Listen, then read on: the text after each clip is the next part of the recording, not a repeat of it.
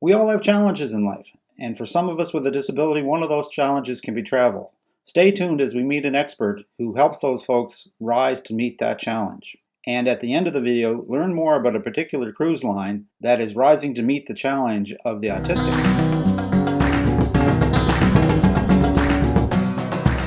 An estimated 60 million North Americans have a disability that impacts their ability to travel. Furthermore, in some cases, such disabilities may impact that person's ability to even travel at all. I'm speaking today with Bob Shaffer, a luxury travel advisor with Vacations by Cruise and Travel Experts. Bob counsels clients with limited mobility and other physical limitations that may negatively impact their travel experiences. Hi, Bob. Welcome to RTE Travel Talk. Ken, I'm delighted to be with you today. Oh, that's wonderful. That's wonderful. We're lucky to have you, Bob. So listen, I know accessible travel is a subject that is near and dear to your heart. And so why don't we start? How did you get involved with that? And can you tell us a little bit about some of your experiences with that sort of travel segment? Well, I didn't set out to do it on purpose. Right. But you can't be in the travel business anymore without having clients with certain disabilities. As you pointed out, 60 million plus people, and that's an estimate. There are probably more people with disabilities that impact their travel. And the issue is, if you're going to be in the travel business today, you need to be able to accommodate all travelers. And that's the same with travel providers, whether it's a cruise line or a hotel or a resort or an excursion company. You need to be prepared to serve people of all walks of life, as well as people with all kinds of disabilities. Okay. So, Bob, when it comes to accessible travel, what do you tell your clients when you're planning a vacation? Well, the most important thing is for a person to know his or her limitations. In other words, if you are looking for an adventure vacation, maybe hot air ballooning over the Serengeti in Kenya, why, you better not be afraid of heights. It just won't work. So whatever you set out to do, travel-wise, make sure that you're physically and mentally capable of handling it. And I say mentally capable because many disabilities are not so visible. Okay. What types of travel do you recommend? Is there any particular mode of travel that might be better depending on the person's disability? How do when you're dealing with clients, how do you make that determination? Well, yes and no. In other words, you don't want to say because of your situation. Right. And I say situation or handicap as opposed to disability, because people with such disabilities do not have handicaps. They have a disability. So it's important to understand exactly what they are seeking, and then find the way to seek it. And it's true with a cruise, it's true with a resort. It's more difficult in many cases with a land vacation where the client is traveling from place to place. And rarely does that person travel alone. So you really need to collaborate with the travel partner, right, and to make the situation as doable as possible. So a multi-destination vacation is more difficult. Yeah, and probably requires a lot more input on the travel advisor's part to make sure that all the ducks line up. Well, I can give you an example. Sure. I have a wheelchair client right now whose family is planning a trip to Greece and then continue with a week in a villa on Santorini. Well, finding a private villa or home on a Greek island is much more difficult to find one that is indeed wheelchair accessible. You don't want that member of the family to be stuck on the ground floor for the time that they're there. You need to find a property that is conducive to the person with a disability having as good a time as everyone else. Right. And that's a real challenge at times. But I would expect that there's certain properties and certain vacation providers that specialize in that, and you likely have avenues to those type of things, would you? Well, there are some, but you'd be surprised how little there is in that regard. Right. It's clearly a niche market, and as you evolve as a travel advisor, you find out who the better ones are. Some Right. are certainly better than others, but yes, I have worked with some destination management companies who are excellent. But it's important to realize that not every country in the world operates with the same standards, has the same requirements, and the same awareness as we have here in North America regarding people with disabilities. So, Bob, in your opinion, what do you think what travel sector, cruise, land, tour, most accommodates people with disabilities? Well, people when they see a wheelchair, they know there's a person with a disability. Right. So let's start with wheelchairs. Certainly, wheelchairs are well accommodated aboard a cruise ship. Okay. But it's important to plan well in advance, because not every stateroom or suite on a cruise ship is fully accessible to wheelchairs. A ship that may have 1,200 staterooms and accommodating, let's say, 2,500 people, may have only 12 accessible rooms. So you can't wait until 3 months out to plan that vacation. And at the same time, while it's relatively easy to navigate your way around the ship aboard or on a wheelchair or a scooter, why it's not always as easy as it sounds, especially when you're in port, because one of the great things about a cruise is you move from location to location. Yeah. Not all ports are geared to accommodate people with disabilities. They're getting better. And some ports you need to tender Right. to go ashore, and that's virtually impossible. So I would say there are limitations with virtually every mode of travel. You took the words right out of my mouth there, because that's the first thing that came to mind when you're talking about ports is tendering. Exactly. That's a total issue.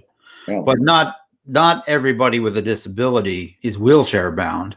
That's absolutely right. We also have people that are hearing impaired and that sort of thing. Well, one of the most unusual situations I've found myself in, it's now been probably 9 or 10 years ago, maybe even longer. I had a group of roughly 50 people that I escorted aboard a cruise ship.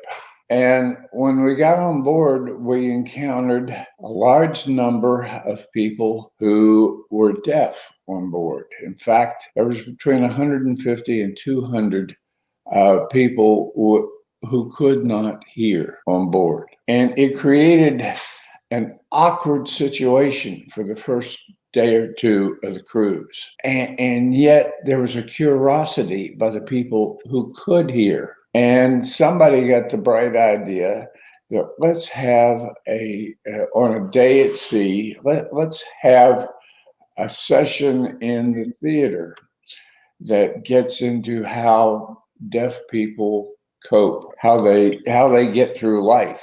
Right. And there was some instruction on sign language, very simple ways to communicate with a deaf person. And it was such a hit that people who could hear were saying, let's do it again. And there were friendships forged on that cruise. In fact, I've never seen anything like it. And people who did not have a problem with hearing suddenly forgot that there were people on board who did, because they wanted to practice their new learned skills in communicating with the deaf. Yeah. It was a phenomenal experience. And the more experiences like that, the more likely people are to not be afraid of people with disabilities. Your anecdote about how the non-hearing impaired people came around on this cruise ship is just another example of some of the wonderful things that can happen at sea on some of these cruises. Absolutely. And It was totally unplanned. yeah, exactly. And create lifetime memories and friendships. You've got it. Yeah, Yeah. absolutely. So Bob, we talked about methods of travel. Is there any other would there be specific countries or destinations that might be a better choice for people with disabilities? Or does it just really, at the end of the day, does it just really come down to you, to the travel professional, interviewing that person, getting a feel for what they need and lining them up with the destination, the country? Well, it's hard to say because countries that rely on tourism increasingly recognize that they need to do certain things. The disability is in the eye of the beholder. In other words, can I navigate that curve in a wheelchair? And the answer is probably one, even if there's no reconstruction of the walk, someone's going to need to be traveling with you. So you'll find some cities are better than others. For example, I think in Europe, you're looking at probably London, to a slightly different degree, Paris, Right. And Berlin. Those are three cities in Europe that I think are standing above others right now. But that doesn't mean you can't go to a city that is stuck in the dark ages, because much of Europe is about the last 1,000 years. Right. Yeah. And you're not going in and make a castle, for example, wheelchair accessible. Yeah. You've got to be realistic about it. And I find that when I have clients in Europe with a disability, probably the best way to navigate is to find excursions that you can take privately. In other words, your family takes an excursion, or you and your travel partner take a private excursion. Number one, it allows you to set the pace. Right. Number two, you can deviate. And number three, you will get a much more personal experience. Now, not everyone can afford that because it is more expensive. And yet a number of my clients can afford it, especially if they're traveling with a group of, say, a family group of 6 or 8, or friends 6 or 8. Okay. That spreads the individual cost out quite a bit. Yeah. Bob, well, this has been really, really, really informative. Just before we wrap up today, do you have any particular tips for travelers, both people that are just looking to travel or people that are looking to travel with folks with some sort of a disability? Well, the problem that you run into is that while you can look at a cruise as being the most accessible or an all-inclusive resort, it's difficult to find information. For example, hotels and resorts should publish on their websites, or should provide the travel advisor much more detailed information on accessibility. You've got to dig for it, and then it's still only skimming the surface. They don't tell you, for example, that the doors are from the bedroom into the bathroom are 30 inches wide when they should be 32 inches wide. Anything less than 32 will not accommodate a wheelchair. So it's understanding those little details. And oftentimes I will pick up the phone and call the resort or the hotel specifically to get those measurements, to get a better description, as opposed to booking it through the chain site, Right. or relying on the chain to provide the information. At the same time, probably the biggest offender, both emotionally and physically, believe it or not, I consider the airlines to fall into that category.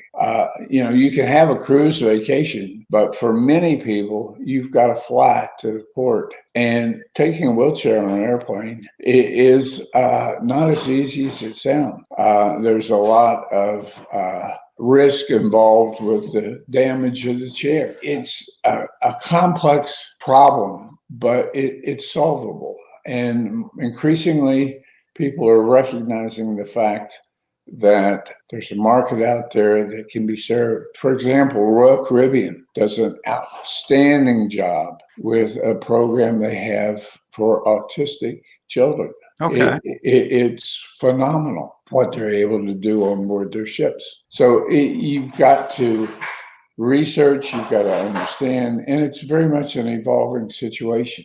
And at the end of the day, we all have one disability or another. Yeah. To sum up there, if I've heard you correctly, one of the biggest tips that we can give to viewers that are traveling with people with disabilities is seek out the services of a real travel expert who has experience in just that sort of thing. Well, when looking for a travel advisor, ask questions. Because knowledge is You power. have clients with disabilities like mine. Yeah. Give us some examples of how you've been able to help clients with disabilities and explain exactly what type of vacation you're looking for. But at the end of the day, look for an advisor that involves you in the planning, an advisor who you like, and through that ultimately trust them. Right. And don't be afraid to say no when they suggest something. Right. It's a collaborative effort, planning a vacation. Well, Bob, that's fantastic advice. Just before we go, if people want to reach out and contact you, what's the best way for these folks to reach out and contact you? Call me on my cell phone. I'm available. The number that you see on the screen is not my cell phone, but it will roll to my cell phone. Right. If I don't answer the landline. Okay. And I'd be delighted to hear from anyone. If not to plan a vacation, just to talk about how to navigate this world. Well, Bob, that's absolutely wonderful. I know folks are going to get a lot of valuable information from this clip. Here's a wish for you for happy future travels, and we hope to see you on a Lido deck real soon. Well, that sounds great. It's been fun, but unfortunately, we've only scratched the surface of traveling with disabilities. So let's do it again sometime. That sounds like a plan. Happy to have you back. Take care, Take Bob. care. Bye. And that about wraps things up for today, folks. A very special thanks to my guest, Bob Shaffer of Vacations by Cruise and Travel Experts. I'll leave his contact information in the description for those of you looking to get hold of Bob. Special thanks again to Royal Caribbean for their video, and I'll also leave a link to their autism page in the description as well. If you'd like to reach us, leave us a comment. Send an email to questions@realtravelexperts.com or just visit our website, realtravelexperts.com. We always respond and we'd love to hear from you. And as always, folks, if you enjoyed this video, a like, a subscribe, and a ring of the bell is certainly appreciated, and it helps us spread the word. And so until next time, happy travels.